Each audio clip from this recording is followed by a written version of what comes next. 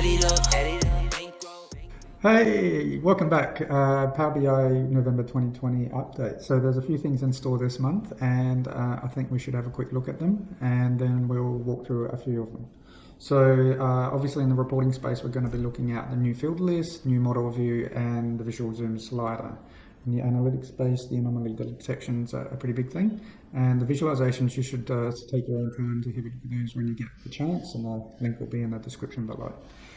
Service, new Nook's gone live, which is fantastic, and there's a few more connectors for in the data connectivity space. Developers don't miss out, so there's a few things come out there, and embedded as well. So a few items that have come through. We've got the Takeover API, which is for Paginated reports, and in the analytics there's a few updates as well. So without further ado, let's get into it. So the visual zoom slider, it's a great little visual, and to enable it you need to go into the card on the formatting pane of supported visuals and turn on the axes. Basically just sliders used to sort of zoom in and out on the axes and get you some focus on the content that you're looking at. That's pretty much it. And styling updates in the reporting space. So this is pretty basic fundamental. We've got some field icons, the UI, context menu. It's all been updated, as you can see, just to make it more consistent across the board. And I think it's a really good look. One of the things to kind of note here is that in the model view, there's some visual cues which indicate that tables that without any kind of color coding are just import mode. Tables that are direct query or have a blue or a coloured frame to them and they'll all have the same colour when they're coming from the same data source. And the tables that are hybrid between direct query and import have this dotted line across the top of it as well. So yeah, very interesting. I think everybody certainly appreciated these sort of changes, and it can only do us good going forward.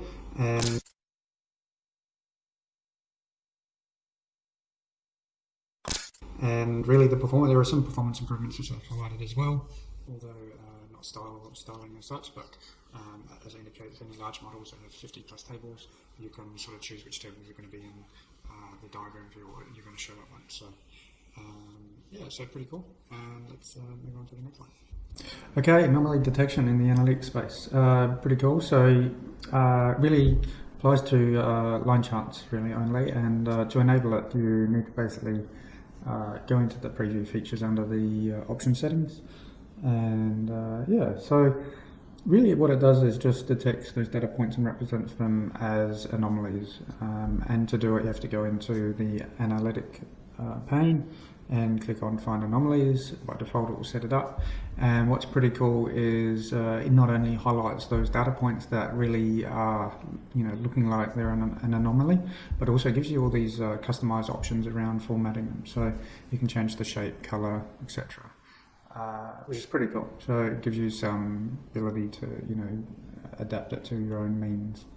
There's also the ability to change the sensitivity as well. So currently I think by default it's 70%, so if you increase the sensitivity, then obviously you're going to pick up more points as being represented as anomalies, and if you reduce the sensitivity, then obviously less data points are going to be picked up as anomalies. It not only does identification of anomalies, but also provides some high-level commentary on why it's perceived as an anomaly, and which is great. And it also gives some explanations about some of the factors that are associated with the anomaly. So in this case, the repeat customer is yes, there's an 81% strength in association with being an anomaly, and so you get a lot of factors which are highlighted as sort of being associated, but it also allows you to customize this to limit or restrict it down to just the factors that you care about. And so as they're showing here, you just drag those attributes or factors into the explain by field, and it presents a little chart as well for each of those factors, which you can then pin onto your report. So that is even cooler, if that is such a word. So yeah, I think it's pretty cool, and it's very useful to put into your reporting. Don't forget Paginated report updates. So that will be in the link below that you can go through this in more. Yeah, as you can see, there are updates that come through. I won't go through them in detail. You can read them on the screen and you can look at them later. But just suffice to get the update and it's worth having a look at them.